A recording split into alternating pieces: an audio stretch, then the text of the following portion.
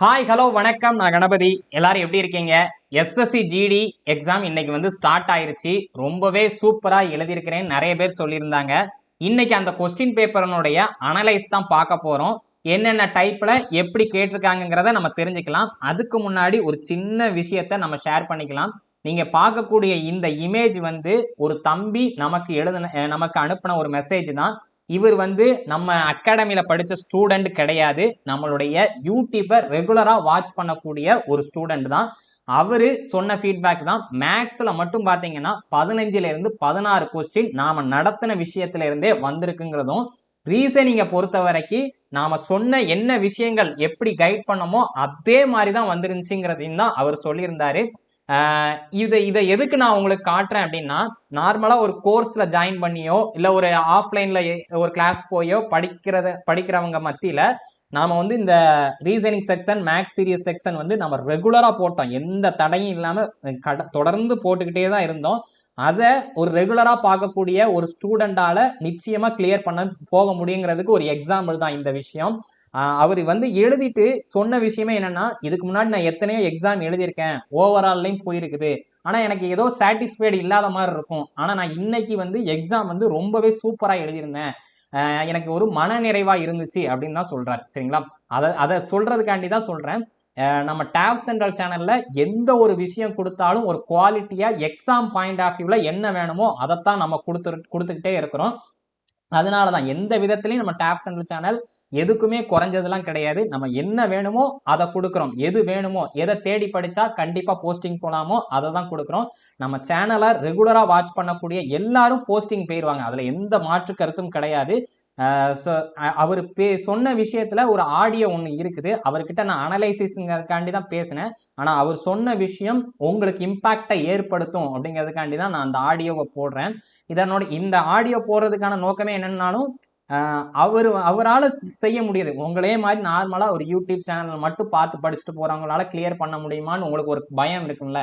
ஆனா அவர் கிளியர் பண்ண முடியும் அப்படிங்கிறத சொல்றாரு. ஸோ கண்டிப்பா கேளுங்க. அவர் கொடுக்குற அட்வைஸையும் ஃபாலோ பண்ணிக்கங்க. அந்த ஆடியோவை ப்ளே பண்றேன். ப்ளே பண்ணி முடிச்சதுக்கு அப்புறம் நாம அனலைசிஸ் வீடியோ பார்க்கலாம். ஓகே? பேரு பாலமுருகன், நான் மதுரையில இருந்து. மதுரையில இருந்து நம்ம அகாடமியில தான் படிக்கிறீங்களா? இல்லைங்கண்ணா, நம்ம யூடியூப்ல நம்ம வீடியோ ரெகுலரா வாட்ச் பண்ணேண்ணா. ரொம்ப ரொம்ப சந்தோஷம் தம்பி. எப்படி மேக்ஸ் தம்பி நீங்க போட்டதுல ஒரு 15 to 16 கொஸ்டினுக்கு மேல கவர் ஆயிருச்சுண்ணா. அவ்வளவு கொஸ்டின் கவர் ஆயிருச்சா? 15 கொஸ்டின் வந்திருக்குண்ணா. இப்படி அதுக்கு மேலதான் இருந்திருக்கு. நமக்கு தான் டைம் பத்துக்குண்ணா கொஞ்சம். சரி, ரொம்ப சந்தோஷம் தம்பி.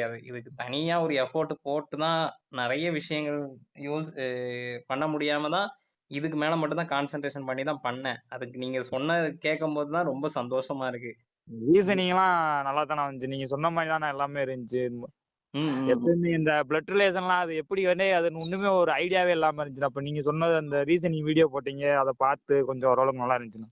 ஓகே தம்பி, ஓகே தம்பி. ரீசனிங்ல 20க்கு ஒரு 17 போட்டுருங்கண்ணா. அருமை தம்பி, அருமை. Super super. சரி, ரொம்ப நன்றிண்ணே. நம்ம வீடியோ தானே நமக்கு ஹெல்ப்பா இருந்துச்சு ரொம்ப. நீங்க நான் போட்டதே காரணம் என்னன்னா, ரொம்ப பேர் எனக்கு பார்க்கும்போதே வருத்தமா இருந்துச்சு. ஏன்னா ஃபீஸ் கட்ட முடியாம நிறைய பேர் இருக்கிறாங்க. ஒரு ஆன்லைன் கோர்ஸ் வாங்கி படிக்கிறது கூட முடியாம தான் இருக்கிறாங்க. ஏற்கனவே இருக்காங்க. சரி ரைட்டு, நாம இருக்கிறோம், நாம எப்படியாவது ஏதாவது கொடுப்போம் அப்படிங்கிறது தான். அது நிறைய பேர் ஃபாலோ பண்றாங்க, நிறைய பேர் ஃபாலோ பண்ணாம போயிடுவாங்க, இடையில டிராப் ஆகி போவாங்க. அது வேற கொஞ்சம் டிசப்பாயின்மெண்டிங் தான் இருக்கும். ஆனா நான் ஏதாவது பண்ணி யாராவது ஒருத்தருக்காவது யூஸ் ஆகட்டும்னு நினைச்சேன். இன்னைக்கு நீங்க பேசுனதுல எனக்கு சந்தோஷம். அவ்வளவுதான். ஒரே போக்கஸ்டா கரெக்டா இருந்ததுல உட்காந்து பாத்துட்டு இருந்தேன். அதுக்கு தோதா நீங்க வீடியோ வேற போட்டீங்கண்ணே. அது கொஞ்சம் நல்லா ஹெல்ப்ஃபுல்லா இருந்துச்சுண்ணே. சரி சரி சரி சரி சரி தம்பி, சரி தம்பி. ஆல் த பெஸ்ட் தம்பி. கான்டாக்ட்லயே இரு. முக்கியமா நான் உனக்கு சொல்லக்கூடிய ஒரே ஒரு விஷயம்னா, உடம்ப நல்லா பாத்துக்க. தம்பி, இப்ப நீ ரிவ்யூ சொன்ன இல்ல, இத நான் சொல்லலாம்ல? சொல்லலாம்ண்ணா. சொல்லலாம்ல? நம்ம மேக்ஸ் பத்தி சொன்னது எல்லாத்தையும் நம்ம மேக்ஸ பத்தி சொல்லலாம்ண்ணா. மேக்ஸ பத்தி நம்ம போட்ட வீடியோ பார்க்க சொல்லுங்கண்ணே, அதுவே போதும்ண்ணே. சரி சரி சரி சரி. வேற இப்ப மென்சுரேஷன் எக்ஸ்ட்ரா போனாலும் அதையும் பாத்துட்டு போலாம்னா. ஆனா இப்போதைக்கு போட்ட வீடியோவிலே எப்படியும் ஒரு 15 கொஸ்டின் மேல அட்டன் பண்ணலாம்ண்ணே மேக்ஸ்ல. 15, 16. ஓகே ஓகே ஓகே ஓகே தம்பி, ஓகே தம்பி. நீ இந்த மாதிரி சொல்லும் போது தான் நல்லது. ஓகே, அவங்க அவங்க பார்த்துட்டு போவாங்க. சரியா? ஓகே, ரொம்ப தேங்க்ஸ். சரிண்ணே, தேங்க்யூண்ணே. ஓகேம்மா, ஓகே ஓகே. வாங்க அனலைசிஸை பார்த்துடலாம். இன்னைக்கு ஃபர்ஸ்ட் ஷிஃப்டினுடைய அனலைஸை பொறுத்த வரைக்கும் அதுக்கு முன்னாடி நம்ம தெரிஞ்சுக்க வேண்டியது, நெகட்டிவ் மார்க் வந்து என்ன மார்க்கு அப்படிங்கிறது ஒரு பெரிய கேள்விக்குறியாவே இருந்துருந்துச்சு. 0.25 தான். ஏன்னா நீங்க எக்ஸாம் சென்டர்ல போய் உட்கார்றீங்க அப்படின்னா ஸ்கிரீன் மானிட்டர்லயே அவங்களே தெளிவா கொடுத்துருவாங்க. ஒரு கேள்விக்கு தவறான கேள்விக்கு 0.25 மதிப்பெண்கள் குறைக்கப்படுங்கிறத தெளிவா கொடுத்துருப்பாங்க. சரியா? அப்படி பார்க்கையில நீங்க 8 கொஸ்டின் தப்பு பண்ணாதான் ஒரு கொஸ்டினோட மார்க் போகுது. அப்போ இனிமேல் எக்ஸாம் எழுதக்கூடிய எல்லாருமே என்னன்னு பாத்தீங்கன்னா மினிமம் ஒரு 60 கொஸ்டினுக்கு மேல அட்டன் பண்ணதுக்கான ஒரு வாய்ப்பை ஏற்படுத்திக்கங்க. ஏன்னா எக்ஸாம்ல அந்த மாதிரி தான் ஆயிடுச்சு. சரிங்களா? ஏன்னா 8 கொஸ்டின் தவறு பண்ணும்போது இப்போ உதாரணத்துக்கு நீங்க வந்து ஒரு 8 கொஸ்டின் அட்டன் பண்றீங்க, அதுல 6 தப்பு 2 தான் கரெக்ட் தான் அப்படின்னாலும் உங்களுக்கு 2.5 மார்க் கிடைக்கும். சரிங்களா? மைனஸ் மார்க் போக உங்களுக்கு 2.5 மார்க் எக்ஸ்ட்ராவா தான் கிடைக்க போகுது. ஸோ நல்ல இதுதான். தைரியமா அட்டன் பண்ணுங்க. 4 ஆப்ஷனுமே எலிமினேட் பண்ண முடியலங்கும் போது அட்டன் பண்ண வேண்டாம். 2 ஆப்ஷன் எலிமினேட் பண்ண முடிஞ்சிருச்சு அப்படின்னா தாராளமா அட்டன் பண்ணுங்க. சரியா? ஃபர்ஸ்ட் ரீசனிங் செக்ஷன் தான் நம்ம பார்க்க போறோம். ரீசனிங் செக்ஷனை பொறுத்த வரைக்கும் 17 கொஸ்டினுக்கு மேல அவர் போடலாங்கிறது இது எல்லாமே இப்ப நான் சொல்லக்கூடிய விஷயம் எல்லாமே இப்ப எழுதிட்டு வந்தார்ல, நான் ஒருத்தர் ஆடியோ கேட்டீங்கல்ல, அவருடைய ஒப்பீனியன். சரிங்களா? ஏன்னா ஆன்லைன்ல வந்து நிறைய பேர் அனலைசிஸ் அப்படின்னு சொல்லிட்டு போடுறாங்க. ஆனா இது வந்து இன்னைக்கு ரியலா எழுதிட்டு வந்த ஒருத்தருடைய ஸ்டேட்மெண்ட் தான். அவருக்கு என்னெல்லாம் ஞாபகம் இருந்துச்சோ அதை தான் அவர் சொல்லியிருக்காரு. அவர் பெர்ஸ்பெக்டிவ்ல இருந்து இது எப்படிங்கிறத தான் நம்ம பார்க்க போறோம். ரீசனிங்ல அவரால் 17 கொஸ்டின் மேல போட முடியும் அப்படிங்கிறது தான் அவர் சாதாரணமா சொன்னாரு. ஏன்னா 17 கொஸ்டின் மேல ரொம்ப ரொம்ப எளிமையா இருந்துச்சு சார் அப்படின்னு சொல்லியிருந்தாரு. சீரியஸ் டாபிக் இருக்குல்ல, சீரியஸ் டாபிக்ல இருந்து நம்ம சொல்லியிருந்தோம் 4 கொஸ்டினாவது கண்டிப்பா வந்துரும்னு ஒவ்வொரு ரீசனிங் சீரியஸ்லயும் நம்ம சொல்லியிருந்தோம். அதே மாதிரி தான் 4 கொஸ்டின் கேட்டிருந்தாங்க. ஃபர்ஸ்ட் 4 கொஸ்டின் கேட்டிருக்காங்க. அது ஈஸியா இருந்துச்சு. அது போக எக்ஸ்ட்ரா ஒரு கொஸ்டின் கேட்டிருந்தாங்களாம், அது கொஞ்சம் ஹார்டா இருந்துச்சாம். சரிங்களா? அப்ப 5 கொஸ்டின் சீரியஸ்ல இருந்து வந்திருக்கு. நீங்க யாரும் சீரியஸ் டாபிக் பார்க்காம இருந்தீங்கன்னா சீரியஸ்ல நிறைய வெரைட்டி இருக்கு, அது எல்லாத்தையும் பார்த்துருங்க. அடுத்து என்னன்னு பாத்தீங்கன்னா அனாலஜி. அனாலஜினா உங்களுக்கு தெரியும், இந்த ரேஷியோ மாதிரி கேட்பாங்களா இஸ்ட் வச்சு, அதுதான் அனாலஜி. ஸோ அதுல இருந்து கேட்டுக்கிறாங்க. 2 கொஸ்டின் கேட்டிருக்காங்க. அது ரொம்ப ரொம்ப எளிமையா கேட்டிருக்காங்களாம். உதாரணத்துக்கு எப்படின்னு பாத்தீங்கன்னா இப்போ மான், விலங்கு, புறா அப்படின்னு கேட்பாங்கல்ல, அந்த மாதிரி ஒரு கொஸ்டின் ஒன்று வந்திருக்கு. ரொம்ப பார்த்தோன்னே ஈஸியா. இன்னொரு கொஸ்டினும் ஈஸியா தான் கேட்டிருந்தாங்களாம். ஸோ அனாலஜியும் ஈஸியா தான் கேட்டிருக்காங்க. அடுத்து சீட்டிங் அரேஞ்ச்மெண்ட்டை பொறுத்த வரைக்கும் 2 கொஸ்டின் கேட்டிருக்காங்க. பாருங்க, ரொம்ப ரொம்ப இம்பார்ட்டன்ட். இந்த சீட்டிங் அரேஞ்ச்மெண்ட்ல இருந்து 2 கொஸ்டின் கேட்டிருக்காங்க. இது எப்படி சார் கேட்டாங்க அப்படின்னு பாத்தீங்கன்னா எல்லாரும் வட்டத்தினுடைய மையத்தை நோக்கி உட்கார்ந்துருக்காங்கல்ல, அதை வச்சு ஒரு கொஸ்டின். சரியா? எல்லாரும் சென்டரை பார்க்க உட்கார்ந்துருக்காங்க அப்படிங்கிற அந்த ஒரு கொஸ்டினும், அதுக்கப்புறம் 8 பேர் வந்து வடக்கு திசை நோக்கி வரிசையா உட்கார்ந்துருக்காங்க, அதாவது சீட்டிங்ல மட்டும் உட்கார்ந்துருக்காங்க. சரிங்களா? இப்படி 8 பேர் வடக்கு திசை நோக்கி உட்கார்ந்துருக்கக்கூடிய சம், இந்த 2 சம்மும் கேட்டிருக்காங்க. ஸோ நான் சொல்றேன், போன வருஷமும் இதே மாதிரி தான் இருந்துச்சு. அதனால இந்த வருஷமும் என்னன்னு பாத்தீங்கன்னா சீட்டிங் அரேஞ்ச்மெண்ட்ல இருந்து 2 கொஸ்டின் வரப்போகுது. ஸோ எல்லாரும் சாலிடா ரெடி ஆயிக்கங்க. சென்டர் நோக்கி ஒரு கொஸ்டினும் வடக்கு திசை நோக்கி இருக்கக்கூடிய ஒரு சம்மும் கண்டிப்பா வரப்போகுது. இதுல பிராக்டிஸ் பண்ணிட்டு போங்க. அடுத்து சிலாஜிசம்னா தெரியுங்களா?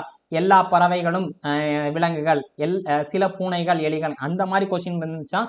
அது எல்லாமே ஒரே சர்க்கிள்குள்ள வர மாதிரி இருந்துச்சான், கேட்டிருந்தாங்களாம். ஸோ இவருக்கு இப்படி கேட்டிருக்காங்க, உங்களுக்கு மாற்றி கூட கேட்கலாம். சரியா? இப்படி இவருக்கு எல்லாமே ஒரே சர்க்கிளில் இருக்க மாதிரி தான் கேட்டாங்கன்னு சொன்னார்.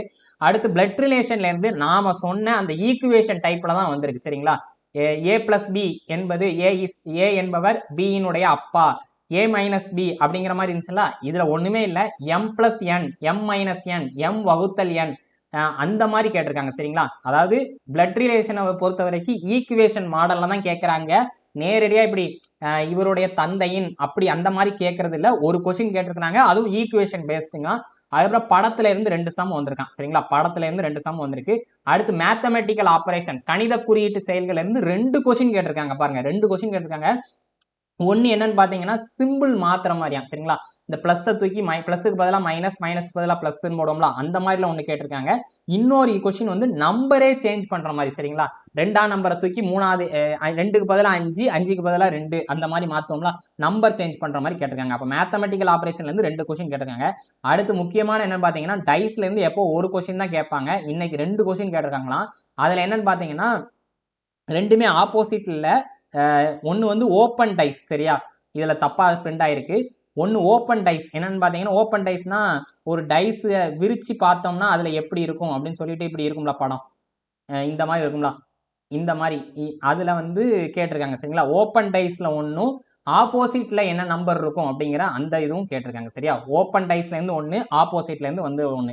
இது எல்லாமே என்னன்னு பாத்தீங்கன்னா இவர் அட்டன் பண்ண கொஸ்டின்ஸோட எண்ணிக்கை. சரியா, இவர் இப்படிலாம் கேட்டிருந்தாங்க, எனக்கு ஈஸியா இருந்துச்சு சார் அப்படின்னு சொல்லக்கூடிய விஷயங்கள் தான் இவருடைய பெர்ஸ்பெக்டிவ்ல இருந்தா நம்ம சொல்றோம். சரியா, அடுத்து மேக்ஸை பொறுத்த வரைக்கும் பெர்சன்டேஜ்ல இருந்து 2 கொஸ்டின் கேட்டாங்க. நம்ம சொன்னிருந்தோம் பெர்சன்டேஜ்ல இருந்து கண்டிப்பா 2 கொஸ்டின் வரும் அப்படின்னு சொல்லியிருந்தோம். அதுல ஒரு கொஸ்டின் அவருக்கு ஞாபகம் இருந்துச்சு. எது கேட்டிருந்தாங்கன்னா ஓட்டர்ஸ் பேஸ்ட்ல. சரியா, என்னன்னு பாத்தீங்கன்னா இவருக்கு வந்து 55% வாக்கு போட்டாங்க அவங்க, அப்ப தோத்தவருடைய வாக்கு சதவீதம் என்னன்னு சொல்லி ஒரு பேசிக்கான ஒரு கொஸ்டினா தான் இருந்துச்சு அப்படிங்கிறது இவர் சொல்றாரு. வாக்காளர்கள் கணக்குகள்ல இருந்து ஒரு கொஸ்டின் கேட்டிருக்காங்க. 2 கொஸ்டின்ல ஒரு கொஸ்டின் வாக்காளர் கணக்குல இருந்து. அடுத்து எப்பவும் சொன்ன மாதிரி தான் ப்ராஃபிட் அண்ட் லாஸ்ல இருந்து 4 கொஸ்டின் கேட்டிருக்காங்க. அதுல 3 கொஸ்டின் ஈஸியா இருந்திருக்கு, ஒரு கொஸ்டின் மட்டும் ஹார்டா இருந்திருக்கு. அதனால ப்ராஃபிட் அண்ட் லாஸ் எப்பவும் போல தான் கேட்டிருக்காங்க, எந்த மாற்று கருத்தும் கிடையாது. ப்ராஃபிட் அண்ட் லாஸ் யாராவது பார்க்காம இருந்தீங்கன்னா தயவு செஞ்சு எல்லா சமயம் ஒரு தடவை பார்த்துட்டு போயிடுங்க. சரிங்களா, அதுல ஒரு கொஸ்டின் இப்படி கேட்டிருந்தாங்களாம், 7% நஷ்டத்துல வித்துட்டாங்க, அடக்க விலை என்ன அப்படிங்கிறது தான் கேள்வியா இருந்துச்சான். சரிங்களா, ஒரு பொருளை 7% நஷ்டத்துல விற்கும் போது இவ்வளவு ரூபாய்க்கு வித்துருக்காங்கன்னு சொல்லியிருந்தாங்களாம், அடக்க விலை என்னங்கிற மாதிரி கண்டுபிடிக்கிற மாதிரி கேட்டிருந்தாங்க. சிம்பிளிபிகேஷன் பாத்தீங்கன்னா 2 கொஸ்டின் சிம்பிளிபிகேஷன்ல இருந்து கேட்டிருக்காங்க. சிம்பிளிபிகேஷன் எப்பவுமே ஒன்று தான் கேட்பாங்க. நாம கூட சொல்லியிருந்தோம் என்னன்னா சிம்பிளிபிகேஷன் ஒரு ஷிஃப்ட்ல கேட்கறாங்க, இன்னொரு ஷிஃப்ட்ல கேட்கலன்னு சொல்லியிருந்தோம்.